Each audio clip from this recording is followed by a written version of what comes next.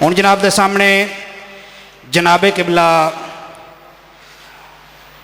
علامہ مولانا سید محمد باز رضوی صاحب آف شہر رسول نگر انشاءاللہ العزیز انہوں دے فوراً بعد قوی امید آصف کمال حیدر صاحب اور راجہ طاہر صاحب جڑے کہ بانی نے آج دی مجلس دے او تشریف لیا چکے نے صبح دے بیٹھے نے اپنی مجلس کروا رہے نے صحیح بانی دا جویں حق بندا ادا کر رہے ہیں انشاءاللہ العزیز او برآمدگی تبو جناب محمد باقر علیہ السلام برآمدگی کروان دے جڑی کہ گوندل برادران دے کروں مجلس دے اختتام تے برآمدگی ہوئے مومنین کے گزارش ہے شرکت فرما کے ثواب دارین حاصل کرے ہو تابوت اپنے مخصوص رستے تو ہوندہ ہے مرکزی امام بارگاہ موجی والے پہنچے دا اتھے اختتام ہوئے دا بسم اللہ الرحمن الرحیم الہی عظم البلا وبرح الخفا وانکشف الغطا وانکتر الرجا وزاقت الارض ومنعت السماء وانت المستعان الیک المشتقى وعلیک المعول فی الشدت والرخاء اللہم صلی علی محمد وآل محمد اولی الامر الذین فرضت علینا طاعتهم وعرفتنا بذالک منزلتهم ففرج عنا بحقهم فرجا عاجلا قریبا کلمح البصر یهو اقرب یا محمد یا علی یا علی یا محمد اکفیان فإنکما کافر وانصران فإنکما ناصران یا مولانا یا صاحب العصر والزمان الغوث الغوث الغوث ادرکنا ادرکنا ادرکنا الساعات الساعات الساعات العجل العجل العجل برحمتک یا ارحم الراحمین بحق محمد وآلہ الطاہرین ممکنہ حد تک بلند صلوات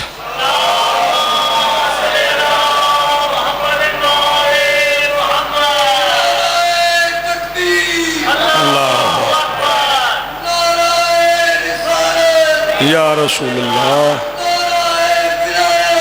علی علیہ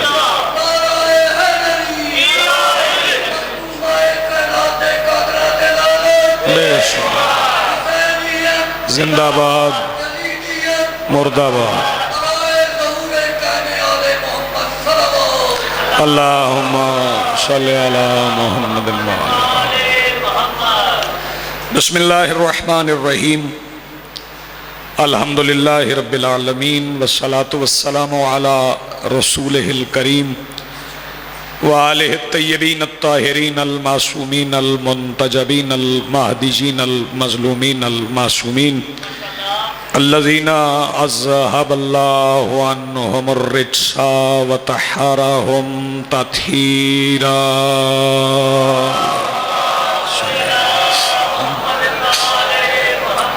ولعنت اللہ علی آدائہم ملعونین اجمعین من یومنا ھذا الی یوم الدین اما بعد فقط قال اللہ تعالی سبحانہ فی محکم کتابہ المجید وفرقانہ الحمید وقولہ الحق بسم اللہ الرحمن الرحیم ومن یخرج من بیتہ مہاجرا الی اللہ ورسولہ ثم یدرکہ الموت فقد وقع اجرہ علی اللہ صلوات پڑھئے بلند آواز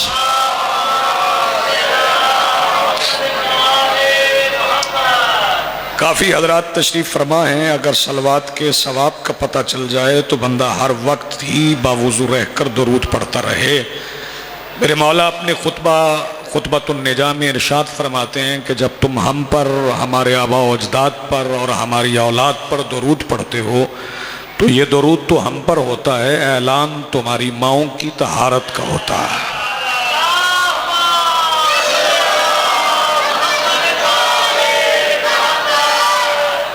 آج کی صف ادا صف انتظار اور اس پر حاضر عزاداران و منتظرین و موالیان کے دلوں کے تخت پر مسند نشین ولایت ولی مطلق کے وسیلہ سے درخواست گزار ہوں اپنے اس وارث کے حضور جو پردہ غیب میں شاہ سوار وادی نور کی حیثیت سے موجود ہے کہ کائنات کا وہ مطلق العنان مدبر الامور اپنے رخ سے حجاب غیبت ہٹائے اور کعبہ کی چھت سے اپنے پہلے ہی خطبے میں کائنات کو سمجھائے کہ علی کل بھی واجب تھا علی آج بھی واجب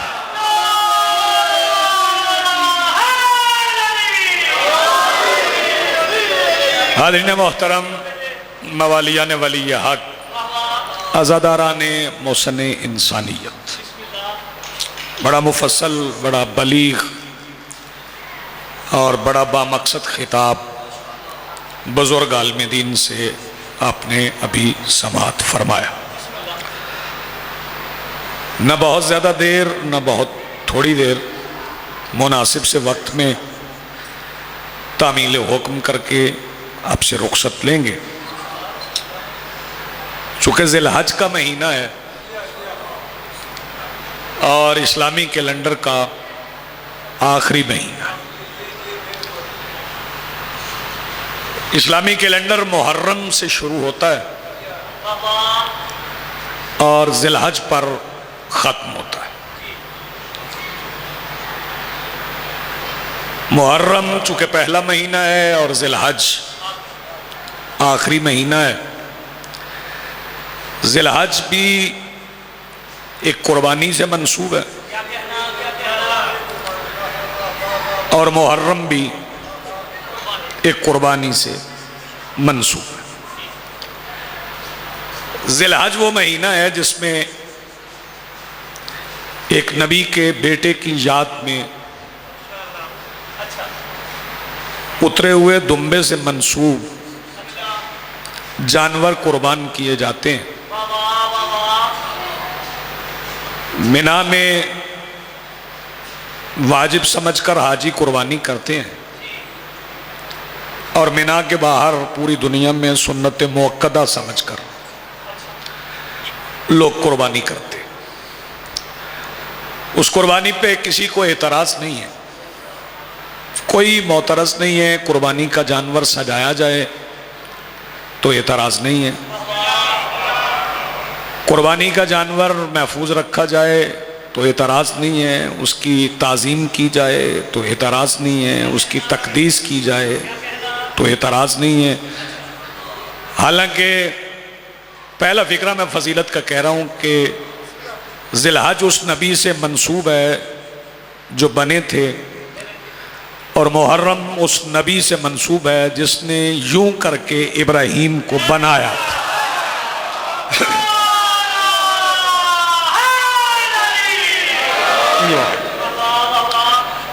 میں بالکل بھی قطعاً یہ نہیں پڑھنے جا رہا کہ کس کی قربانی قبول ہے اور کس کی نہیں قبول، کیونکہ یہ معاملہ اللہ کے سپرد ہے، یہ بندوں کے ہاتھ میں ہے ہی نہیں۔ بندوں کے ہاتھ میں ہوتا تو اپنی برادری کی قربانیاں قبول ہوتی، شریکوں کی رد ہو جاتی۔ یہ اللہ کے ہاتھ میں ہے کہ وہ کچھ چیزیں اللہ نے اپنے ہاتھ میں رکھی ہیں،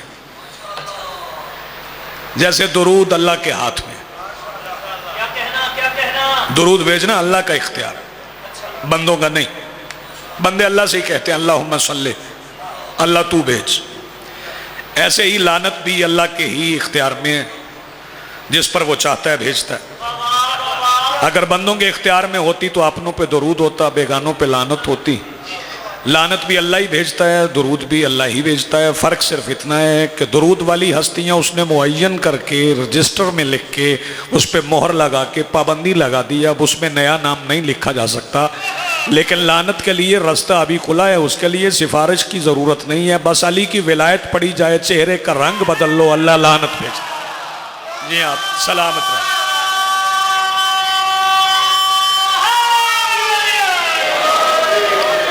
بہت شکریہ۔ یہ آخری مہینہ ذی الحج کا، محرم شروع ہوگا تو محرم پڑھا جائے گا۔ میرا دل چاہ رہا ہے کہ میں ذی الحج پہ ہی بات کروں۔ بولنا آپ نے اتنا ہے جتنی آپ میں اس وقت سکت ہے، جتنی موسم اور آپ کی نشست و برخاست آپ کو اجازت دیتی ہے اتنا آپ بولتے رہیں گے، اور واجب بھی نہیں بولنا۔ کچھ صاحبان کہتے ہیں کہ میرے ساتھ بولنا واجب ہے، میں تو کسی چیز کو واجب نہیں کر سکتا نا۔ آپ کا مجلس میں موجود ہونا ہی آپ کی نجات کے لیے کافی ہے۔ بندے کہتے ہیں جو مجلس میں نہیں بولے گا وہ قبر میں کیسے بولے گا؟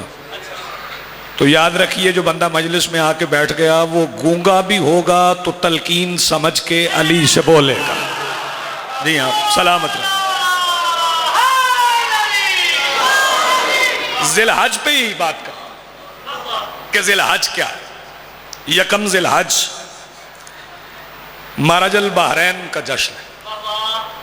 موجیوں والا ہے, بہت قدیم عزادار ہے, پرانی تاریخ ہے آپ کی. اور مسئلہ یہ ہوتا ہے کہ جو لوگ بالکل کنویں کے پاس رہتے ہیں نا, انہیں ذرا پانی کی قدر کم ہوتی ہے, اور جو ذرا دور رہتے ہیں نا, آپ موجیوں والے سے ہیں, میں رسول نگر سے ہوں, وہاں بھی قدیم عزاداری ہے, یہاں بھی قدیم عزاداری ہے. تو یہ عزاداری کی قدر ان سے پوچھئے جنہیں کبھی کبھی نصیب ہوتی. یہ ان سے پوچھئے جو ٹینٹ لگوا کے مجلسیں کرواتے ہیں, جو اجازتیں لے کے مجلسیں کرواتے ہیں. آپ تو خوش نصیب ہیں, خوش قسمت ہیں کہ آپ نے بیت الحزن کی یاد میں اتنی شاندار امام بارگاہ تعمیر کر دی. میری دعا ہے کہ اس امام بارگاہ کی تعمیر میں دامیں درمیں سخنے کسی بھی طرح سے حصہ لینے والے جو افراد موجود ہیں, مولا ان کی توفیقات خیر میں اضافہ فرمائے. جو چلے گئے ہیں مالک ان کے درجات یقیناً بلند ہیں, مزید بلند فرمائیں گے. یکم ذی الحج مرج البحرین کا جشن, ہاں یعنی ان کے عقد کا جشن ہے. اس فکرے پہ جو بندہ نہ بولا اس کی بچی ہوئی آواز گھر میں لڑنے کے علاوہ کسی اور کام نہیں آئے گی. ہاں بس یہ سمجھ لیں کہ جو بندے مجلس سے آواز بچاتے ہیں وہ گھر جا کے بہت زور زور سے بولتے ہیں. ہاں مرج البحرین یکم ذی الحج ان کے عقد کا دن ہے. جن کی ولایت دل میں نہ ہو تو نکاح پڑھنے والے کئی مولوی بھی ہوں تو نہیں ہوتا. جی آپ سلامت رہیں, آپ کی زندگی ہو. جن کی محبت دل میں نہ ہو تو کئی مولوی بھی نکاح پڑھیں, اور وہ نکاح خانہ کعبہ کے پاس بیٹھ کر ہی کیوں نہ پڑھا جائے. اچھا اس کے لیے میرے پاس دلیل ہے کہ جب تک ان کو نہیں مانو گے جنہوں نے نکاح کرنا سکھایا. یہ میں اپنے پاس سے نہیں کہہ رہا, یہ مادر حسنین نے اپنے خطبے میں کہا تھا. شہزادی کونین نے اپنے خطبے میں فرمایا تھا کہ تمہیں وہ وقت بھول گیا جب تم گڑوں میں رکا ہوا بارش کا گدلا پانی پیتے تھے.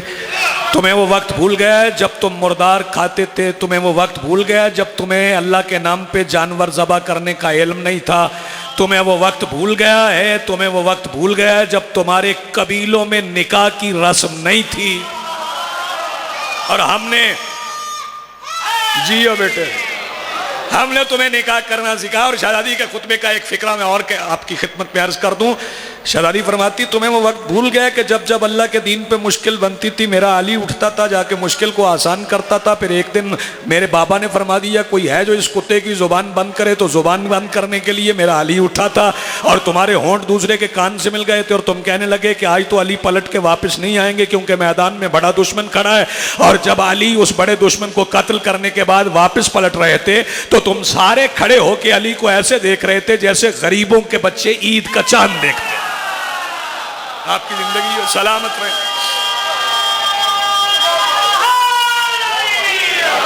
یا علی یا علی. یکم ذی الحج کو وہ عقد مرج البحرین,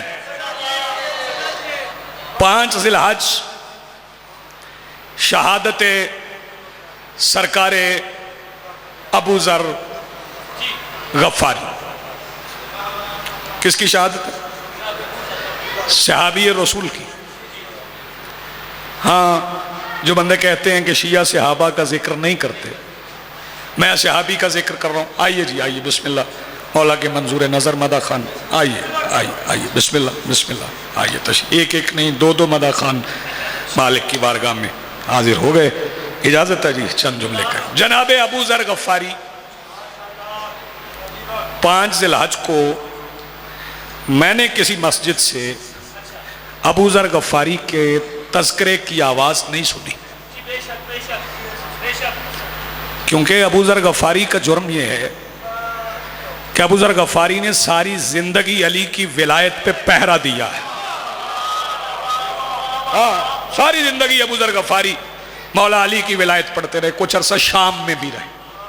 ناظر کر دوں آپ کی. جب شام میں رہتے تھے نا، چونکہ آج کل تو حج کا موسم ہے تو بندوں کو احرام کا بھی پتہ ہے، 2 کپڑے ہوتے ہیں، ایک باندھا جاتا ہے، ایک اوپر لیا جاتا ہے. ہمارے ہاں کندھا ننگا نہیں ہوتا، دونوں کندھوں پہ احرام ہوتا. جناب ابو ذر شام میں اوپر والا کپڑا نہیں رکھتے تھے، یعنی قمیض نہیں پہنتے. تو ایک شامی نے پوچھ لیا، ابو ذر مدینے سے آئے ہو، مدینے میں قمیضیں پہننے کا رواج نہیں؟ ابو ذر کہنے لگے مدینے میں تو ہم قمیض پہنتے تھے، شام آ کے اتاری ہے. اس نے کہا شام کیوں اتاری ہے؟ ابو ذر فرمانے لگے میں نے سنا ہے کہ شام میں علی کی ولایت کے اعلان کے جرم میں تازیانے مارے جاتے ہیں، میں نے قمیض پہلے اس لیے اتار لی ہے کہیں علی کے لیے تازیانہ کھاتے ہوئے. مل کے بولو حیدری یا علی. جی آپ سلامت رہیں. یہ 5 ذی الحج جناب ابو ذر غفاری، جناب جندب بن جنادہ، ان کا یوم شہادت.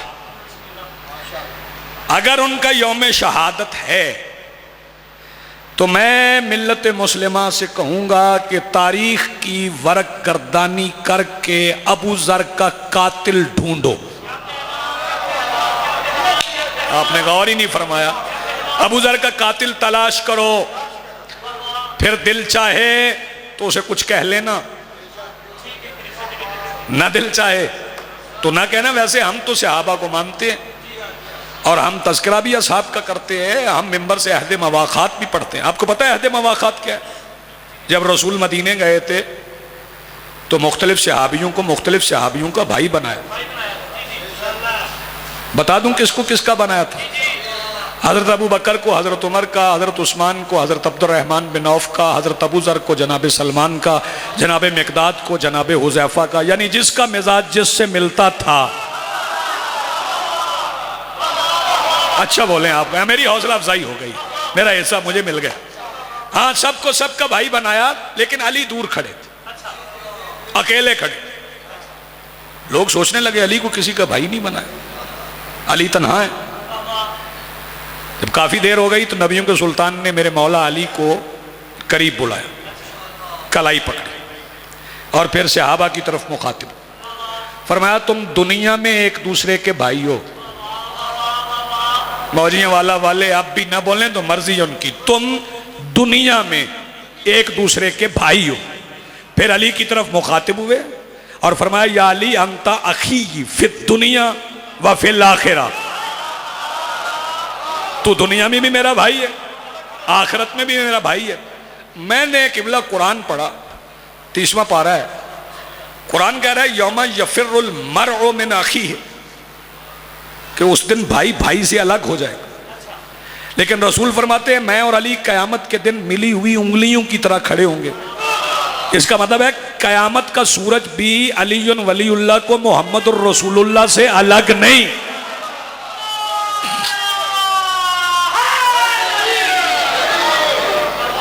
بس میں ذی الحج کی ایک ایک دن پہ ایک ایک فکرہ کہہ لوں اور میں ممبر اپنے بھائیوں کو دوں. پھر 7 ذی الحج علم کاشت کرنے والے،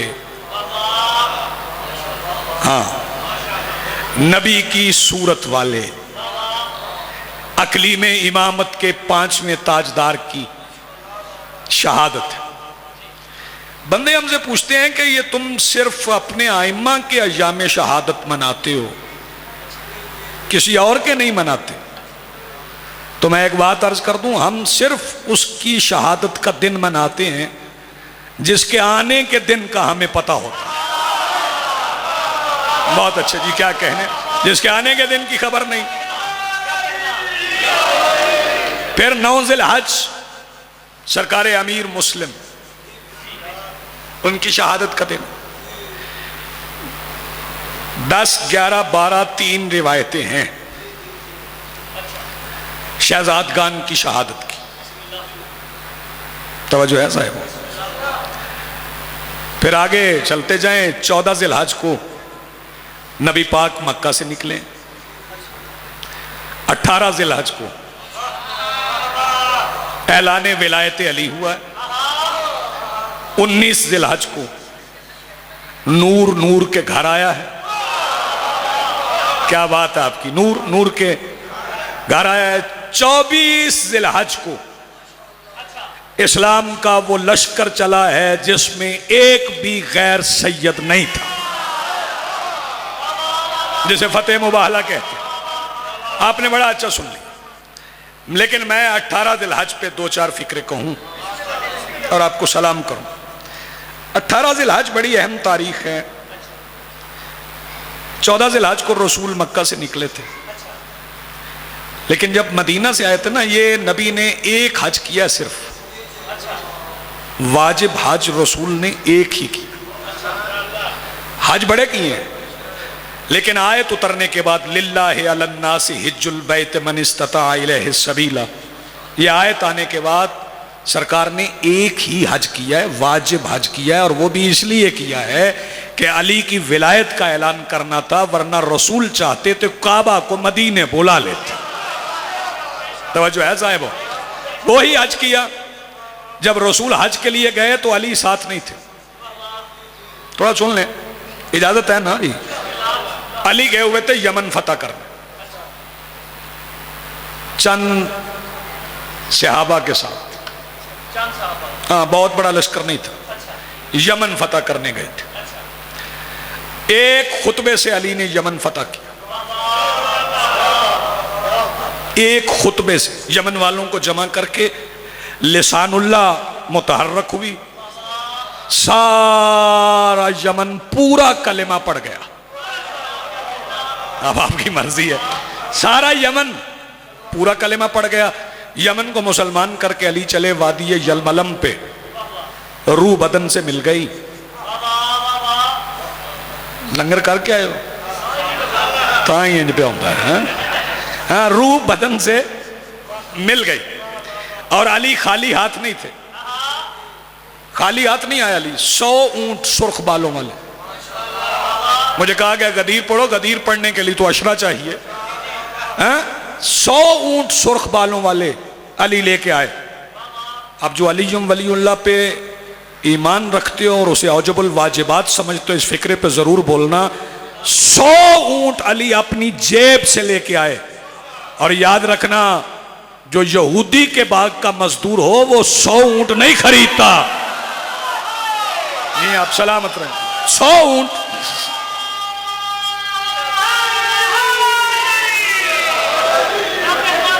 نبیوں کے سلطان نے میرے مولا علی سے پوچھا، ناظم منبر صاحب، میرے مولا علی سے پوچھا، یا علی یہ 100 اونٹ کیوں؟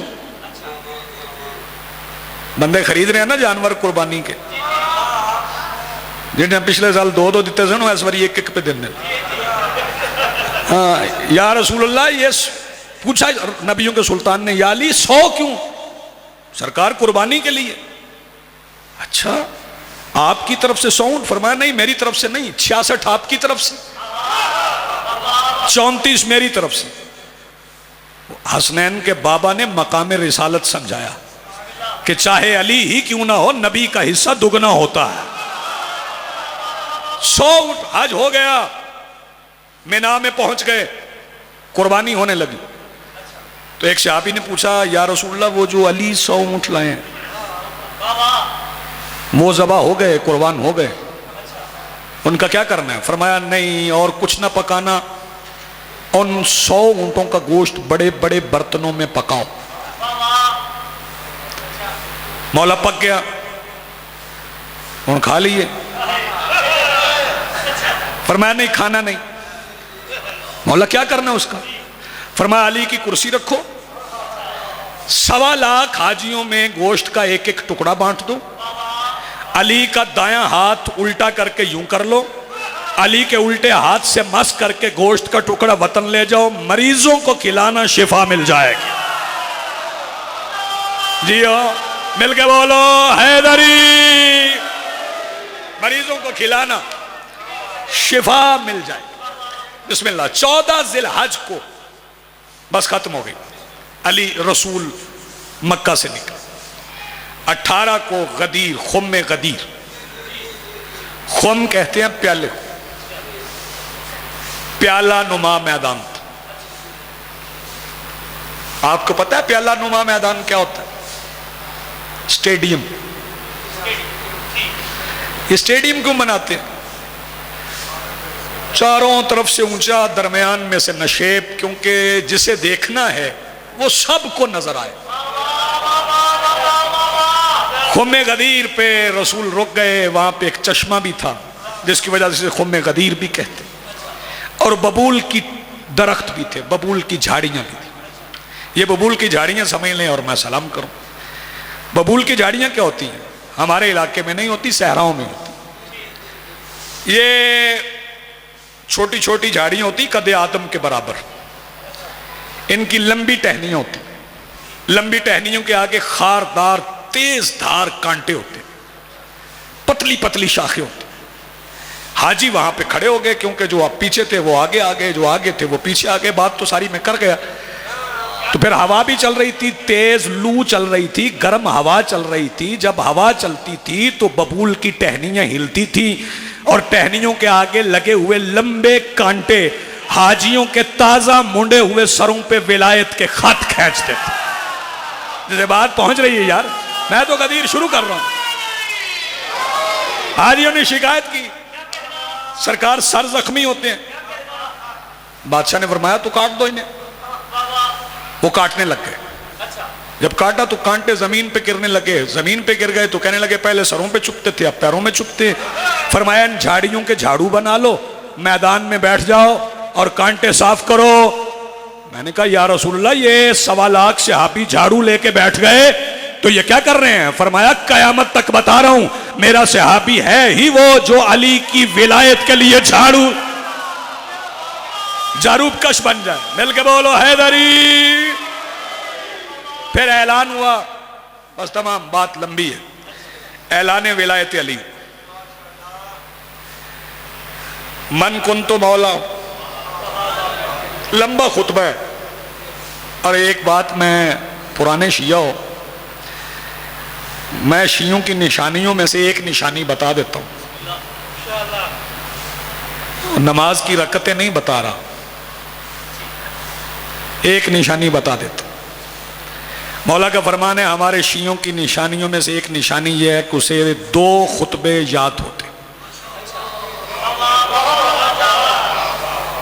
مولا کون کون سے؟ فرمایا ایک میری دادی کا خطبہ فدق، دوسرا میرے نانا کا خطبہ غدیر، یہ 2 یاد ہوتے۔ خطبہ غدیر کے 2 فقرے سن۔ الستُ اولیٰ بکم من انفسکم، کیا میں تمہاری جانوں کا مولا ہوں؟ سب نے کہا بلا۔ فرمایا فمن کنت مولا ہو فہذا علی مولا، پس جس کا میں مولا ہوں، بولو یار علی کہتے ہوئے جس بندے کو شرم آتی ہے، جس کا میں مولا ہوں اس کا علی مولا۔ اگلا فقرہ میں آخری فقرہ فضیلت کا کیا؟ سرکار نے فرمایا یبلغ الشاہد الغائب، میں نے اعلان کر دیا جو حاضر ہے وہ جا کے گھر بتائے، جو نہیں آیا اسے سنائے میرا اعلان۔ الوالد الولد، اور جو باپ ہے وہ بیٹے کو بتائے، جو باپ ہے وہ بیٹے کو بتائے، جو باپ ہے وہ بیٹے کو بتائے، جو باپ ہے وہ بیٹے کو بتائے۔ میں نے کہا سرکار یہاں دادے بھی ہیں، چاچے بھی ہیں، نانے بھی ہیں، بڑے بڑے مامے بھی ہیں، آپ نے کہہ دیا جو باپ ہے وہ بیٹے کو بتائے۔ سرکار نے فرمایا تمہیں نہیں پتا میں نے غدیر کے چوراہے میں کائنات کا شجرہ کھول کے رکھا ہے، جو باپ ہے وہ بیٹے کو بتائے۔ اگر کسی کے باپ نے آج تک بیٹے کو علی نہیں بتایا تو بیٹے پہ واجب ہے گھر جا کے نبی کے فرمان کے مطابق باپ سے کہے یا مجھے علی بتا یا میرا اصلی باپ بتا۔ مل کے بولو حیدری۔ یہی میرے مولا علی کی ولایت ہے۔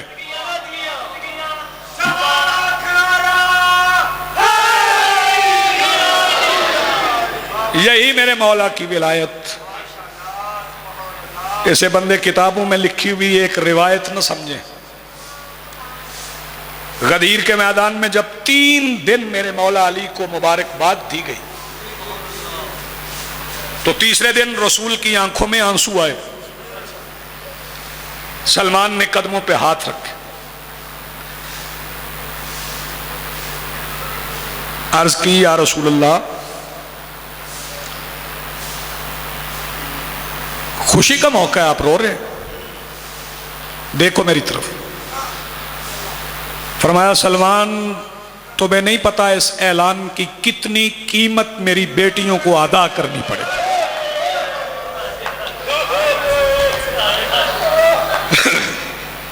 जज़ाकल्लाह, मरहबा।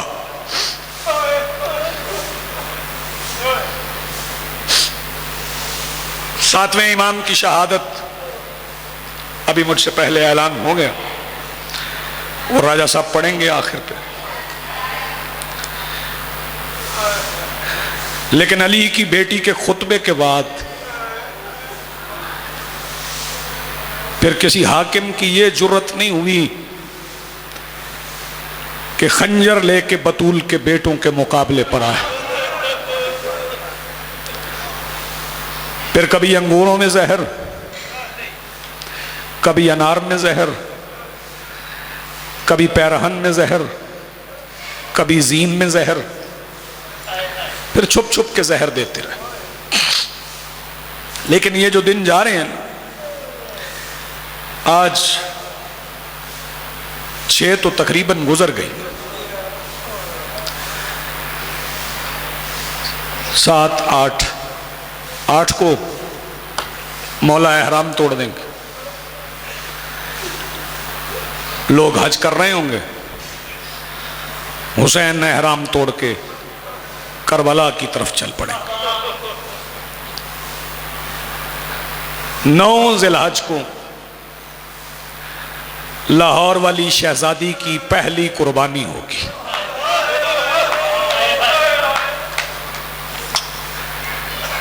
जरूरी नहीं है कि, एक बात याद रखना, ये 5वें इमाम का फरमान ही सुना रहा हूं।